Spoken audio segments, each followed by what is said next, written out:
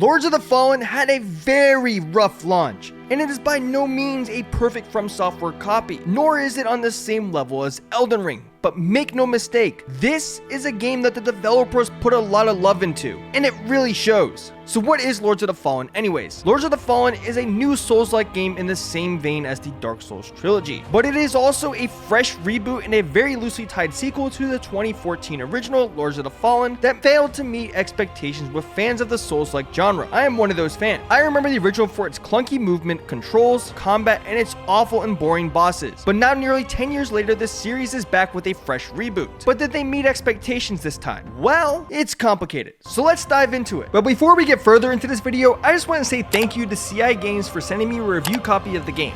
Now back to the review. First, I want to start off by talking about what makes Lords of the Fallen more than just another Souls-like game. The main aspect of this game that separates itself from other Souls-likes is its use of the Umbral Lamp. The lamp allows you to peer through Umbral, the land of the dead, which is where you go when you die in the game. And you will be in Umbral a lot, trust me, not by choice. If you die in Axiom, the land of the living, you will reincarnate in Umbral. But if you die here, you go back to your checkpoint. So in some regards, it's like a second chance, like in Sekiro. However, the lamp also allows you to visit Umbral freely at will. When you do this, it encourages high risk, high reward gameplay because you will get 1.10 times multiplier on vigor collected per kill, which is this game's version of Souls. But the longer you spend your time here, the more enemies will spawn in to kill you. However, you will also have to be in Umbral for a good portion of the game's puzzles, traversal, and shortcut. I found these puzzles to be a nice addition to the Souls formula. However, I can't deny that I got lost for hours on my live stream trying to solve one of the first Umbral puzzles in the game. The lamp also enables you to create your own checkpoints via vestige seeds. Vestige seeds are basically portable bonfires, which can only be used on Umbral flower beds. So these are still only available for use in select locations. I thought this was a really cool idea at first, but after a while I started feeling that I didn't need to use these, as I began to realize that I regularly used vestige seeds when I didn't need to. Like shortly after I killed a boss, I panicked and used the vestige seed, but then I realized it was a waste because a real vestige was literally in the next room over. Oh, come on! However, while not a necessity, they are nice to have for boss fights that have Umbral flower beds located outside their gate, because a lot of the time you will be tasked with evading enemies on their route to the boss, even with a shortcut. But overall, this mechanic was probably put in place for the original New Game Plus mode, in which they removed all vestiges, so you have no choice but to rely on vestige seeds. But other than that, the formula is pretty much a standard Souls-like, which really isn't a bad thing, and honestly,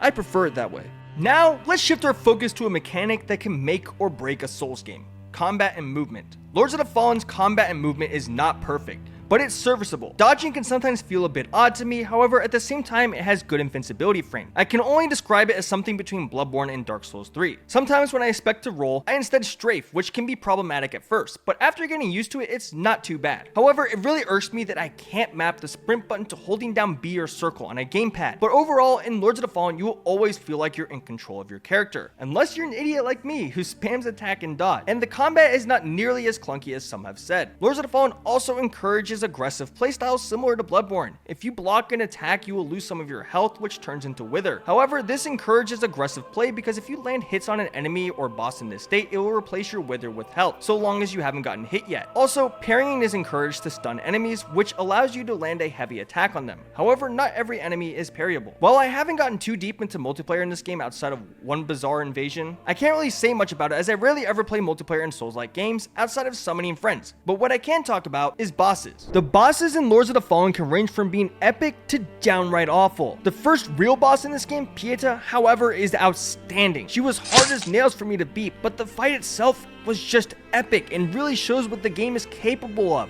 After 2 hours of memorizing her patterns and parry timing, I finally took her down, at which point my health bar was basically one hit away from death, and I was literally shaking because I thought the cutscene at the end of the fight was going to introduce a new health bar phase.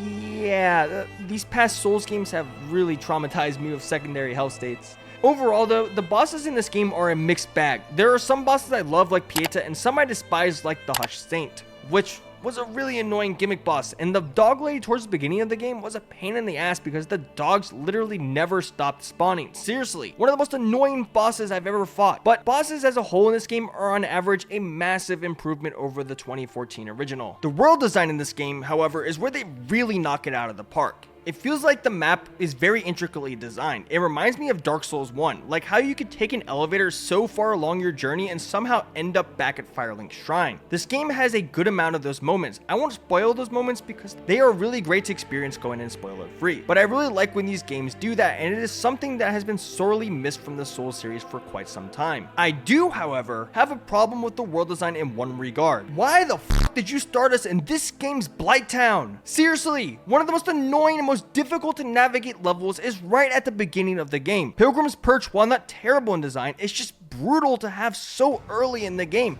especially if you are a casual gamer trying this game out. But after that, they quite literally drop you right into a swamp region filled with mobs too. Like, holy shit.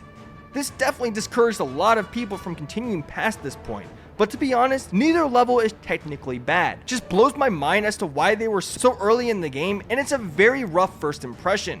But as the game goes on, you will travel to better and more beautiful locations with some hidden areas as well. Overall, the new Lords of the Fallen seems like a divisive game in the Souls community. Some love it while others hate it. I, however, find this game to be very well executed and feel as though it has entered us into a new era of Dark Souls clones that are actually good. This is not me saying that other Souls-like games are bad or worse. Lies of P, which I've yet to play yet, Nioh, and Wo Long Fallen Dynasty are all really good games in their own right. More specifically, this comparison is only in regards to a faithful Dark Souls 1-esque dark fantasy experience. However, the game also has its problems, which I can't ignore. Problems like performance at launch was god-awful on all platforms. However, Xbox Series X still struggles with frame rate to this day, and the developers are obviously not From Software, so there were a good amount of mistakes made as pointed out by the community, like how many enemies spawn in certain locations. In spite of this, the developers are extremely receptive to feedback from the community. There's even a dedicated Discord for creators to talk directly with developers to inform them of feedback and problems with the game, and because of that, they have patched the game many times since launch, and it's already a much better experience across the board. But in the end, CI Games still launched an incomplete rushed product, which is a bummer for so many people who wanted to give this game a chance, but couldn't overlook the technical problems on top of how brutal the early areas were. But I have to wonder if the publisher was responsible for that decision to ensure that it would not be caught in the headlights of Elden Ring's DLC, Shadow of the Erdtree. At the end of the day, Lords of the Fallen is a great foundational piece for CI Games to build off of. The Umbral and Axiom mechanic is creative and unique and doesn't feel like a gimmick. The combat is responsive and smooth when the game is actually able to run properly, and the world and level design was done really well. However, the boss fights can vary from epic to what the were they thinking, while some areas were just flat out annoying to traverse, and it still could have used a bit more time in the oven. But despite its flaws, Lords of the Fallen is a massive improvement over the 2014 original. With that being said, here's my final verdict. I am giving Lords of the Fallen an 8 out of 10. But regardless of what I think, CI Games should be proud of the game they built and have revived a long dormant series. I can tell that the team behind this game is passionate and deeply cares about this game and its community, and has already proven to be willing to listen to criticism, which fills me with great optimism for the future of this series, and I can't wait to see what CI Games comes out with next. Well guys, that's going to do it for today's video. I actually really enjoyed my time playing Lords of the Fallen, and I sincerely hope that I convinced at least a few of you guys to give the game a try, especially when it goes on sale, because by that point it will probably be a lot more patched and polished. But if you have any questions about the game or my review, hit me up on Twitter or write to me down in the comments. And if you really enjoyed this video, make sure you leave a like, hit the subscribe button, and tap the little bell to know exactly when my next video comes out. This has been KillerCam1020. Thanks for watching, and see you in the next one. Peace.